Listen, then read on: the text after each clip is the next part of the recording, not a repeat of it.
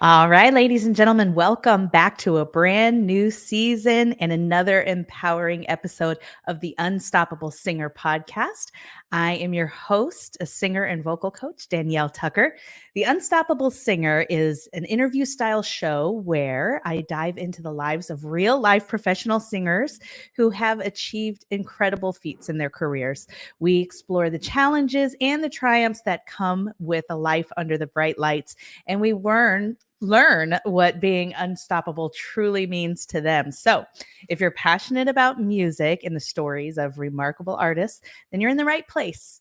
Stick around because I'm about to introduce my guest for the day. I have the pleasure of introducing Carla Bosnake. I am so excited to be interviewing her today. She has left an indelible mark as the lead vocalist, emcee, and choreographer of the sensational corporate event band UNDERCOVER. Her captivating performances have enthralled audiences from all walks of life, from celebrities to lavish corporate gatherings, but Carla's talent extends far beyond the stage lights. She is a dedicated educator, nurturing the next generation of performers at Rockstars of Tomorrow in Norco, Chino Hills, and Rancho Cucamonga. Her expertise in voice and stage performance is invaluable as she guides her students in preparing for important auditions, talent showcases, and live public performances. Carla's musical journey has taken her to stages that stretch from Canada to the vibrant shores of Cabo, Mexico.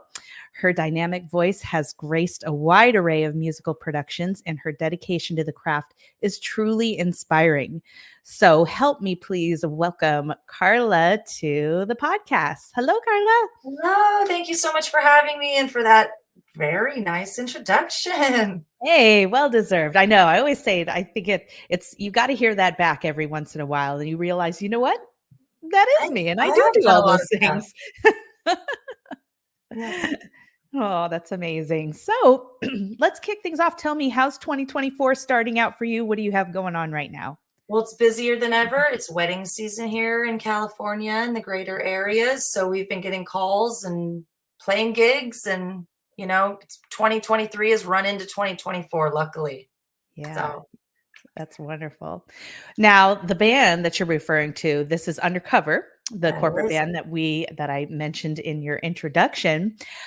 I want you to tell me a little bit more about the band and your business, because you have a really interesting model, because you have more than just UNDERCOVER that kind of falls under the umbrella of your business. So tell me how you got started with that and what that looks like today. I got started with UNDERCOVER in 2001, dare I say, coming up on a little over 20 years now. Wow. And yeah, we started playing clubs and just meshed really well. There's so many great musicians in LA that we've got a chance to work with, and said, man, we could really live our lives playing music, right? Mm-hmm. And so we've been playing weddings and, as you said, corporate events all over the country since then. Yeah, that's great. Yes. And so Go ahead. Go ahead. Yeah, we specialize in top 40 high energetic music. We can you can add saxophones, dancers, DJs, lots of singers up front, choreography, keep it going all night long. Yeah, yeah.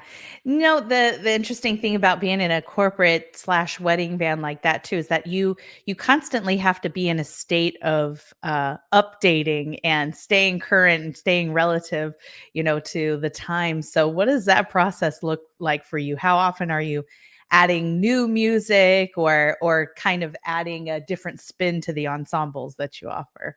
Well, definitely. Well, now everybody has their own playlist nowadays. It used to be everyone's listening to the same stuff on the radio. So what I try and do is take classic songs that everyone always dances to and add some of those new songs into those. So I love to do mashups. And a lot of kids are hearing a lot of older music, thankfully, for TikTok. And so I like to mix in all those songs together. So you're kind of getting like a DJ with a band. We'll go wherever the audience will let us go. So, but it's been hard to find what is everyone listening to right now, songs come and go so quick now. So that's why I rely on the classics. Yeah, totally. That's such a good point too, because not many of us are like turning on the radio and all like listening to the same thing at once. Everybody's kind of down their own avenue with their Spotify playlist, but Definitely. there are those platforms like TikTok, as you mentioned, that everybody seems to be on and hearing the trending songs. And They're thank bringing us goodness so together. many of the oldies, not, I shouldn't say oldies, but oldies but goodies are being, revived again. So it's fun. I know that my daughters 9 and 11, they are familiar with songs that I surprise me sometimes. Right? Like, how did you know this? I have students, I teach voice as well and performance, and students that'll bring in, oh, I don't really like older music. And then the next week they'll go, oh, I found this song on TikTok and it's by Fleetwood Mac or something. And I'm like, oh, guess what? You've just opened your musical world there. It's not, what all the kids are listening to, but it's like we're all listening to it. Yeah, I know. I love It's that. coming We were around. driving in the car last night and a song came on and my daughter asked, "Oh, who's singing this song?" And I said, "Oh, this is Billy Joel." And she's like, "Okay, I really feel this guy." Cuz just the lyrics of the song, it was crack up. Yeah. But so take me back in time, Carla, and let's go back to your roots and how you got started in music. Tell me what ignited music in your life. Dance ignited music for me. I took dance from a very young age and always listened to, I guess, older music as a kid. Daryl Hall and John Oates. Mhm. Michael Jackson was huge at that time. So I took lots of dance classes, and then through dance, I took voice lessons. And from those voice lessons, we would go to dance competitions, and I would do some of that vocal songs in some of the dance competitions. Mhm. And then I went to college for dance and realized what a rough world dancing is as well to do Ah, professionally. yeah. So, but yeah, there wasn't a lot of music in my house. So I found anything I could find that my friends were listening to and what was popular on the radio, as we were saying. That was like the big thing. I had a radio right next to my bed all the time. Mhm. So Yeah, that's awesome. So dance was the bigger vision for you at the time. You weren't like picturing yourself as being a pop star, but rather were you thinking Broadway or music videos or yeah, all encompassing. yeah. I loved all kinds of music. I have no, polka maybe would be one I would leave out, but there's very few genres that I don't really love. Mhm. But yeah, what little girl doesn't want to be Annie? Yeah. Yeah, of course. Of course. So when you're in your college days and you're kind of coming to this realization that this is a tougher industry to get in than I thought, but you were already singing simultaneously with your dance performances at certain times. So did the bug to sing professionally start coming out at that time? It really didn't. It found me. I Okay. was out one night. There was a band playing. They were playing a song. They pulled me up. I started singing. They talked to me after, said, "Hey, wow, you're a great singer. Ever thought about singing with a band?" I hadn't really. And so I went home and called my mom, and she said, "I always thought you should be a singer. I never knew why you were going to school for dance." So Oh. bye FSU, and then started singing in bands from then on. And pretty much, other than choreography, I'm not doing split leaps out and around much anymore. Mhm. Mhm. That's interesting because the majority of the singers that I interview on here kind of started out with that vision of being a singer first and ultimately end up going down the indie artist original music path first before they find the path of a working singer, doing corporates and weddings and club events and things like that. So this kind of found you. So I'm Definitely. curious to know, being a working singer all of these years, did you ever have the interest in becoming an original artist or writing your own music, recording your own music? I did a little bit of that with an all-girl band when I first moved out to LA. Mhm, Um, and it just wasn't for me. I really have always enjoyed singing other people's music and different genres. Being mhm. stuck, as I said earlier, I listen to so much type of music that being stuck to being a pop singer or a rock singer full time just never really spoke to me. Mhm. So seeing top 40, especially at weddings or, at a club, you're singing everybody's music, Yeah. all Yeah. genres. So yeah, Absolutely. that really was I was more passionate about that. Yeah.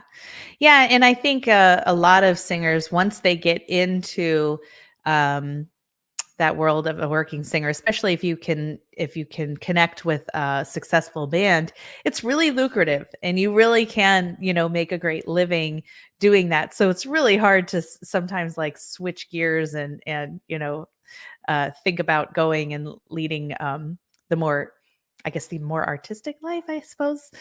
It's Yes, tough. it's a different kind of grind, right? It is a Yeah. grind being a working musician any way you cut it, but it's a different kind of grind, I'd say. Mhm. Mhm. Yeah. Yep. So you said almost 20 years ago is when Undercover was born. Tell me how you got started with that and what the journey has been like with this band.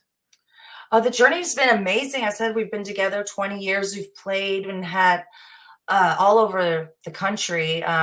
Played with great musicians that come in and out of LA. Many great vocalists that have been on all the top shows that are out now, touring, doing their own solo thing. We've had, the pleasure of having them on stage with us, and maybe some of them very early in their career, very nervous to sing at a wedding, and then you Yeah. hear them, and you're like, "How could you sang on The Voice? How could you be nervous?" And that is a different thing, coming from that type of those shows and things, right? To sing Mhm. for 4 hours. So Mhm. Undercover has, like I said, has had the pleasure of singing with all different type of musicians and things, and we've played all over. Yeah, that's great. And I've noticed too that you have some spin-off groups that you offer that are just kind of like maybe a different theme show, or how does that work? Yeah, different genres. I'll be a little bit more 80s driven or a little more rock or looking for Mhm. more of a swing band. We just added a hybrid DJ situation where we mix the DJ with a saxophone player, a violin player, a drummer. So you can have Beyonce sing your first dance, but with the vibe of a of a full band. Yeah, oh, that's very cool. Yeah, it is. It's so much to keep up with in the events industry. Things are constantly changing. There's constantly, new trends emerging. Anything interesting that you're seeing this year that's a little trendy or something new? Oh, definitely that hybrid DJ thing. A Yeah. DJ came to us and said, "Gosh, I've been hearing everybody's wanting a musician along with this," or the electric violin player is always a Mhm. great thing to add Mhm. with a live configuration. Great musicians that can just play over anything that you're playing. They know where you're going and could easily been added to. Yeah, I love that. It's a little bit of a smaller ensemble too, so it's like less mouths to feed in a situation Yeah, like it's a that. little easier setup and all that as well. Yeah, that's great. And so, in your introduction too, we learned that you are also a teacher. Tell me about that. Yes, I've been teaching for 12 years. I teach out of Rockstars of Tomorrow, training 5-year-olds to 60-year-olds. About my oldest Mhm. student just came in as 60, and just making their musical dreams come true. I have a few professionals as well. But Rockstars has been great to me. I really have enjoyed working with my voice every day Mhm.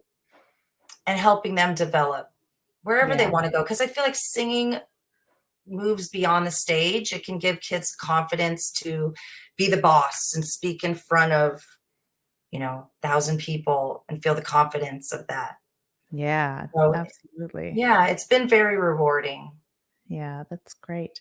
I know as a vocal coach myself throughout the years, this has changed in any given season of life, but I can always tell at different times there's a certain type of singer that I really get the most I guess enjoyment out of work. I enjoy working with all singers, but there just are times in your life where you can resonate deeper with certain types of singers, depending upon, what their circumstances are. It could be an age range, any different demographic. But do you find that there's a certain type of singer that really resonates with you that you like working with? Um, well, as I said I had a 60-year-old come in, and I really resonated with this gentleman because he told me that he didn't know that he could really learn to be a better singer. He never really believed that. Mm-hmm. And he wants to play at his church and play piano and lead. And for the past 10 years, he's been thinking about it. Yeah. And over the past 4 months, we've built his confidence. I make him play and sing. I make him work on his breathing. Just taking somebody that just doesn't believe that they can be a better singer because they don't understand the instrument, Mm-hmm. the airflow and all those things. So building that confidence in somebody, I really connect with. I enjoy the children, but you kids come and go with sports and things, and they're trying to figure out who and what they want to do. So definitely, the person that's looking for that win is what Yeah. I connect with. Definitely. Do you you mentioned that you've had some professionals.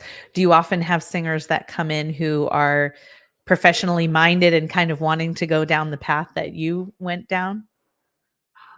Yes, actually, I have some students that have just graduated from high school. They have their own band. They're looking to push and start getting on the phones and doing top 40, Mhm. much like we do. They're still young, so a wedding, maybe not just yet, but some corporates for more youth geared things.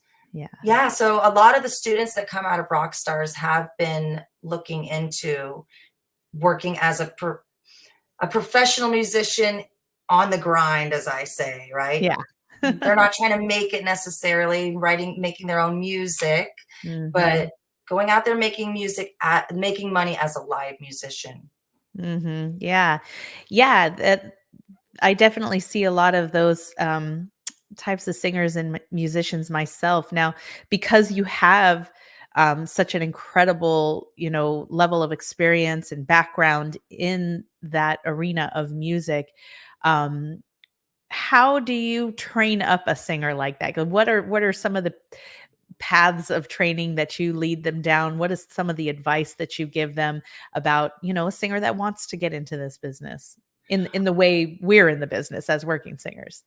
Well, I give them a lot of the advice that I wasn't given that I feel. Sorry, I'm Uh-huh. putting my vocal coach on blast a little, but I feel like when you're working the grind as far as a corporate band or, working up to that level in bars and things and clubs, you tend to forget vocally about your roots and your breathing sometimes. And I ran into that. I ended up with a vocal injury. So I am a big crusader in Mm, not forgetting about that and knowing that a 4-hour gig is different than going on stage and singing one or two songs, that yeah. there's an endurance thing. So it's very important that I teach them that. Mic technique, being able as a female front person, being able how to run a band, call the end of songs and things like that, and Mhm. not turning to the drummer and waiting to see what's happening. Those little things that I really had to find out for myself that Mhm. my instructor didn't have the knowledge of because she was more coming from musical theater. Mhm. Yeah. So, and talking to the audience is harder than singing sometimes. So just Sure. forcing them to work that muscle that and not learning it on stage, I think is something Mhm. that I can give them that a lot of teachers don't or haven't. Yeah. And I wasn't. So I'm really aware of those Right, things. right. Yeah. Well, you mentioned too that you've had so many great people come to front the band throughout the years as well. So I imagine that you've picked up on all kinds of stories and experiences that you can relay to your students about the etiquette and soft skills of working in a band situation. Definitely. Do you have any stories or any tales or lessons that you share with your students about how to act right? That's how I like to put it. You got to act right. Yes, I say the minute that you are on enter a ballroom, if you're in a situation where you're playing a wedding or a corporate, you're on. Mhm. People setting up can hear you talking, the coordinator can hear you talking. Just be sure that you are poised. And then definitely the minute the lights are up, there's always at least 5 people in the audience looking at you. So if Uh-huh. someone's giving a toast, if someone's, coming up from the company to give a big speech and you're back here on your phone Oh, behind your yeah. instrument, though just being poised. A lot of Mhm. musicians, singers, I think, are a little bit more poised. Sometimes musicians don't realize that, they always haven't been on stage in that way where they're up front. It's a little different when you only have the little microphone to hide behind. But Right. Yeah. definitely, that is one of my main things that I let them know, that just being poised on stage, that someone's always watching you. Yeah, that's so true. That's so true. And what are when you're deciding, if a singer's going to hang long term with the band with you, what are some qualities in a singer that you really like to work with as far as, I mean, on and off stage? What are those things that you look Definitely. for? I'm glad you said on and off stage, because the one of the things that comes up is a good hang is the first Yeah. thing I think of, is like, oh, they were a good hang. And usually if they're a good hang, you're going to say, and they were great on stage. It was fun working with them. They come in, they're easy to work with. They're prepared. They know their lyrics. They're not hiding behind their iPad all night. Right. Um, Definitely the longevity of keeping the energy up and interacting with the crowd with what I do. Sometimes I'll Mhm. have singers come in that are looking to be artists, Mhm. and they can't kind of take aside to that a little bit when they're doing a corporate event or a wedding event, that it is about that. It's about the Mhm. couple, it's about the event that's going on. So having the audience, like, it's not okay for me to let everybody just sit there. I'm going to try at least to get them up and out of their seats, to at least get them to clap with the band, those type of interactions. You can't always make people dance, but like to get them interactive in some way. So those Right. things are very important. If a singer can't have that, they usually don't last very long, Right. unfortunately. Or they have to Right. learn that, or I, Mhm. I let them know, you have permission, go out there, jump off the stage. I definitely give a new singer the permission to Mhm. do that. So they Mm. know that we expect that and that's what we want. And feeling that is great. So Mhm. great. Yeah, it really is. I know. And it is. It's a interesting thing I think for singers to learn who may be pursuing both avenues at some times, because really the life of an indie artist or someone more in the, original vein of things, that life in that pursuit is so much about constantly revealing who you really are at the core. That becomes your brand, that becomes the art, that you're exposing to the world, is really like what's on the inside of you, and allowing that to shine through, to pour through, and that is really the thing that ends up speaking to your audience. But on the flip side, in cover music, when you're doing this type of music, it's almost the reverse. I mean, you really are trying to mold yourself to what an audience really wants and will is most familiar with, and because they're not really there to think or be, I don't know, They're really. there to be entertained, Yeah, right? they just want to be entertained. They just Yes, want definitely. I totally agree with you. You gotta just go know your audience, to. Mhm. right? Yeah. And it's not always about us, unless we sometimes like to make it, right? Yeah. Yeah. Us singers, we're performers. We obviously like the spotlight, but yeah, to be able to put that to the side is a is a tool that's definitely needed if you want to be able to do both. And a lot of times you have to do both, especially if you're living in LA. It's like you want to sing, you don't want to get a job serving if you can help it, or bartending, right? You need your nights open. So if you're Yeah. at least playing a gig and you're out there and you play so many amazing gigs, you could be playing, who knows who you can meet at these gigs, who can see you. Mhm. And Yeah. then that could parlay your solo career or whatever you're looking to do. Right, right. One thing I think, just to kind of add on to that as well, I think singers who are pursuing both of those things, but also really in the process of figuring out who they are as an artist, doing the cover thing, I think is a great opportunity, especially if you're in a situation that calls for you to really do things close to the original recordings, because it forces you to explore different dimensions of your voice that aren't necessarily like down your artist road.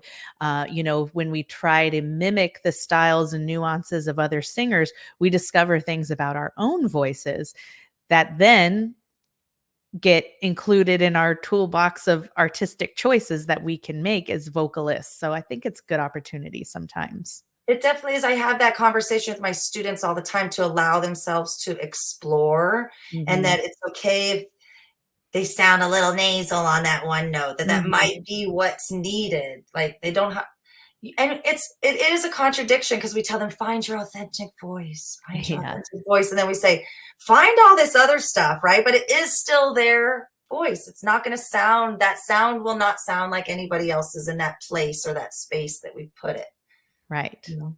Yeah, So, exactly. Yeah, it's kind of like the getting a new car. Everybody kind of has a general idea of how you drive a car. You ignite and you push the gas pedal and you go down the road, and it'll get you from point A to point B. But if you really take the time to explore the vehicle and all the buttons and whistles that come with it, there's so many things, so much yeah. functionality to something like that that you wouldn't know unless you went into that, discovery mode and kind of open your mind to that. Yeah, it's a more enjoyable and comfortable ride. Yes, it certainly is. Yep. So I would imagine with a band like Undercover, you've had some ebbs and flows throughout the year. One in particular, which we all experienced through COVID. How did the band cope with that time period? The band, didn't work a lot, so, Yeah. personally, as for my musicians, we know it was hard for all of us during that time. Hmm. Um, but we actually kept grinding. We did a lot of live streams and Mm. things, and just kept to the grindstone. Talked. We met together as we could in spaces that were big enough for us to, to keep doing our craft and being ready for when the season opened up back for us. Yeah. Yeah. But if I could be honest, though, it probably was a little nice for some of us older musicians that had been working for so long to have Mhm. a weekend off. It was Yeah. like, whoa, oh, this what? But there wasn't anything to do. Yeah, But I know. yeah, I felt that way too. I kind of felt like, oh, well, this is kind of cool, a little like unexpected breathing. vacation, Yeah. unpaid, but Right, yeah. And then it was nice. a few weeks into it, you're like, "Okay, yeah, Yeah, I wanna know. get back to the music." But yeah, definitely we did a lot of live streams and helped out some of Mhm, our local places that we've been playing for 20 years to be able mhm. to, they threw the live stream up, and, some of the locals and the regulars of that bar would watch and kinda help out and donate to try and keep those businesses running so that we could come back and play to them. Yeah, yeah. I know we all learned so many lessons about our career choices during that time period. I know the number one lesson I learned, of course, was that, you can't have all your eggs in one basket because that basket could be snatched away at any given time. So diversifying, having multiple streams of income, very, very important. Even if one of them is really your primary thing, but just being able to like spread the love around, that was certainly a huge lesson for me. But were there any things that you discovered about yourself or about your career when you went through that experience? Other than teaching on Zoom is not ideal You're for right. Yeah, young true. children. I did learn that, well, I picked up a bunch of small instruments during COVID. Okay. I've been trying to add to my arsenal, Uh-huh. picked up the flute and learned every Lizzo lick I could, the Wow. harmonica. the tambourine, not my favorite instrument, the loudest of them all, I believe. But I just learned that I wanted to keep building as a singer and have more tricks in my bag, you know? Mhm.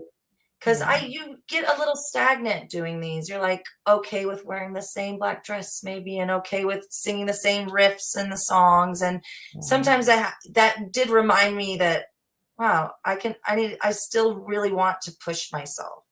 I'm Yeah. not okay with completely being stagnant every weekend, but it was nice. But yeah, I think I learned that I was willing to keep pushing, and it was still fun for me, because sometimes Yeah. you question that with teaching and Mhm. covers, and because it's still fun because you Mhm. get to the gig with all your stuff. And yeah, it was Yeah. surprising. I was ready to come back.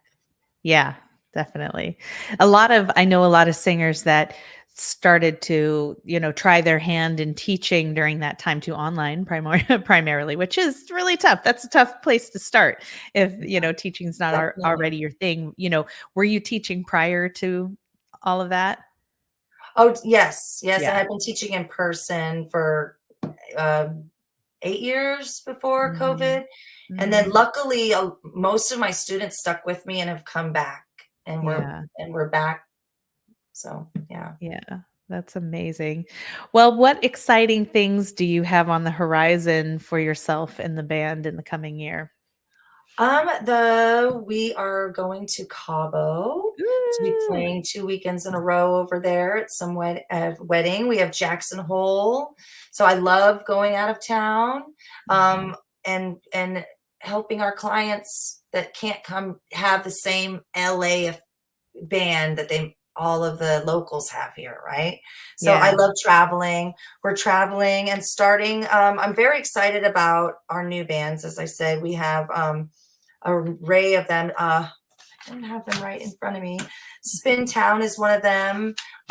We have Lady Ivy is one of our new bands. We have our hybrid DJ, and we're just looking forward to knocking out a great season on 2024 and just keeping all of our coordinators and clients happy, making memories for our clients, and Mhm. meeting more musicians, adding more music.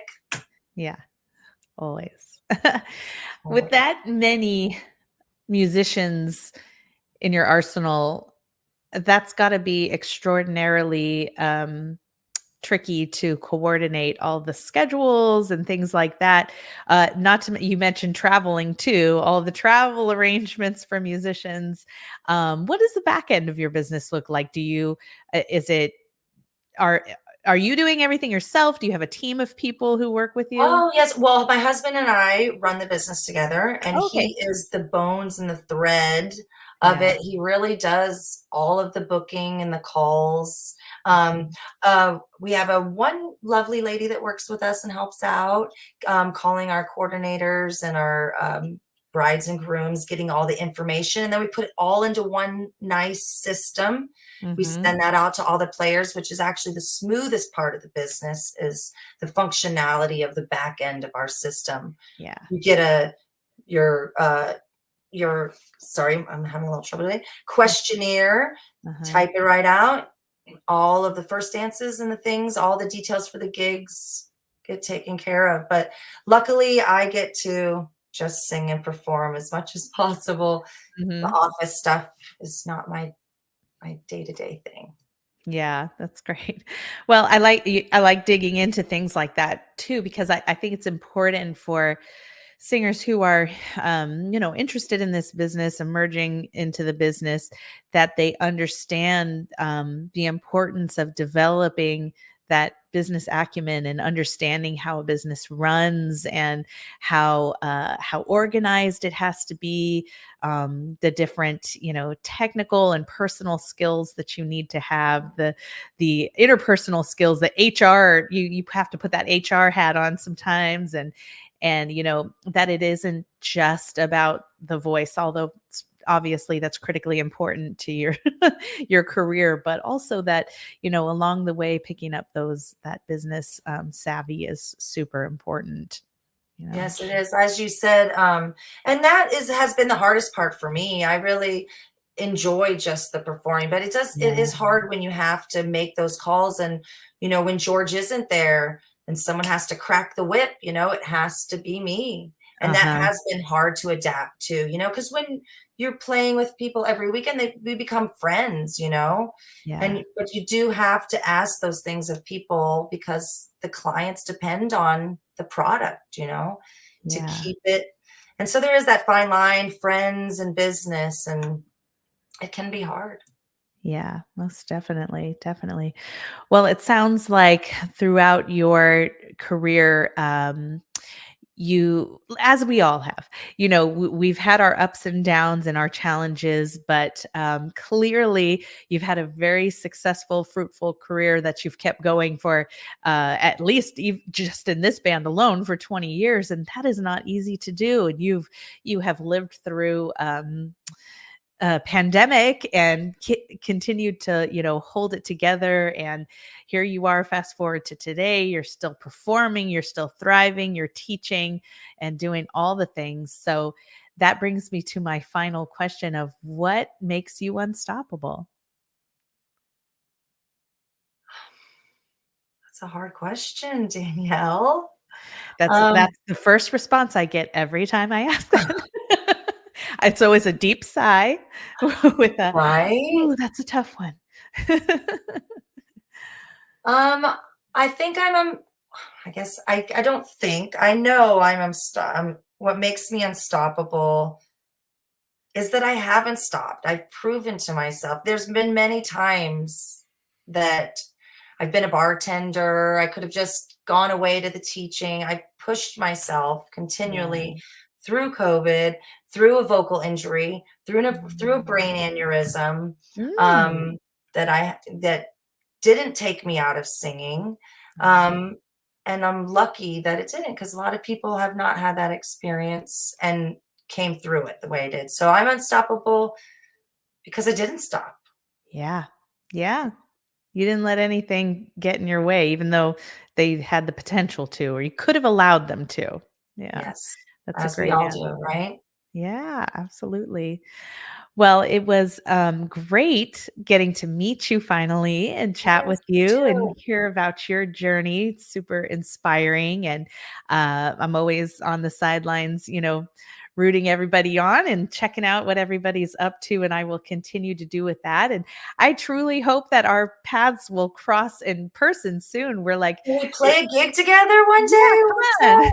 Let's do it. I've been listening to your podcast. And I really enjoyed it. Thank you so much for doing this for all of us. Oh, it's my Singers pleasure. really need these. There's not a lot for us, for the podcast realm. So Yeah. thank you. Oh, my pleasure.